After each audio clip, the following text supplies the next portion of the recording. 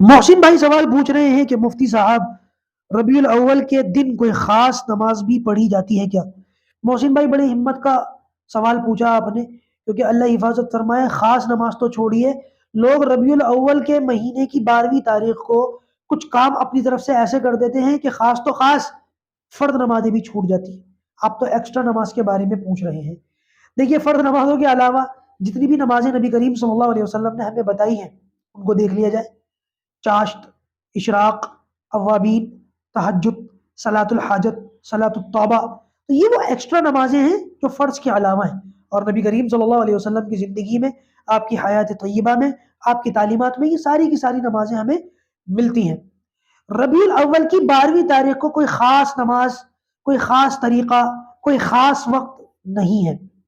دراصل یہ باتیں آج ہمارے اس فتنوں کے دور میں اس لیے چل جاتی ہیں کہ ہمارے بہت سارے لوگ سوشل میڈیا کے ذریعے سے دین سیکھتے ہیں، اور سوشل میڈیا پر آئی ہوئی جو باتیں ہوتی ہیں اس کی 3 حقیقتیں ہیں، چوتھی نہیں ہے۔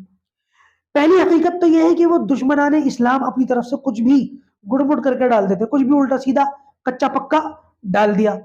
اور دوسری حقیقت یہ ہے کہ کچھ لوگ بغیر اس بات کی تحقیق کیے کہ جو ہم عمل بتا رہے ہیں وہ اللہ کے رسول سے یا کسی صحابی سے ملتا ہے نہیں ملتا، نہیں، بس اپنی طرف سے ڈال دو، ویوز گین ہونے چاہیے، سبسکرائبرز آنے چاہیے، واچ ٹائم ملنا چاہیے، بس وہ لوگ ہر سچی جھوٹی بات اپنی طرف سے بنا کر کے ڈال دیتے ہیں جس کا کوئی ثبوت قرآن سے سنت سے نہیں ہوتا۔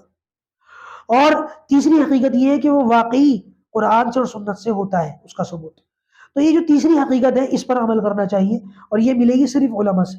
تو جو اوتھینٹک معتبر علماء ہوتے ہیں آپ ان سے دین سیکھیں، وہ کسی عمل کو بتائے تو اس کو کریں۔ باقی یہ جو ویوز گین کرنے کے لیے کچھ لوگ سوشل میڈیا کے اوپر اپنی طرف سے کچھ اعمال، کچھ وظیفے، کچھ نمازیں، کچھ رکوع سجدے ڈال دیتے ہیں، ان کا کوئی اعتبار نہیں ہے، ان پر ثواب بھی نہیں ملتا۔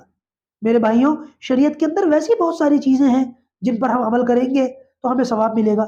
نبی کریم صلی اللہ علیہ وسلم کی کتنی پیاری پیاری سنتیں ہیں، ان پر تو ہماری توجہ نہیں جاتی، اس پر ہمارا دھیان نہیں جاتا، اور اس طریقے کی جو باتیں ہیں ہم ان کو دین سمجھ کے کرنا شروع کر دیتے ہیں۔ میرے بھائیوں، اس کا ایک بڑا نقصان یہ ہے، ہم اس کو دین سمجھ کے، ثواب سمجھ کے کر رہے ہوتے ہیں، جبکہ ہمیں اس پر ثواب نہیں ملتا بلکہ گناہ ملتا ہے۔ گناہ اس لیے کہ وہ رب چاہا دین نہیں ہے، من چاہا دین ہے، اور من چاہا دین پر اللہ تبارک و تعالیٰ کی طرف سے کوئی وعدے نہیں۔ اللہ تبارک و تعالیٰ ہمیں رب چاہے دین کے مطابق زندگی گزارنے اور عمل کرنے کی توفیق نصیب فرمائے۔ لہٰذا آپ ربیع الاول کو ویسی ایکسٹرا نفل نمازیں آپ پڑھنا چاہیں پڑھ سکتے ہیں، جتنی چاہے نمازیں پڑھیں، 100 نفل پڑھیں، 1000 پڑھیں، 12 ربیع الاول کو پڑھیں، 13 ربیع الاول کو پڑھیں، اور کسی دن پڑھیں، کوئی حرج کی بات نہیں ہے۔ لیکن کوئی خاص طریقے سے کوئی خاص نماز خاص ٹائم یا خاص تاریخ کے لیے مقرر کر کے پڑھنا، یہ دین میں نہیں ہے۔ اللہ تبارک و تعالی ہم سب کو ان باتوں کو سمجھنے کی توفیق نصیب فرمائے۔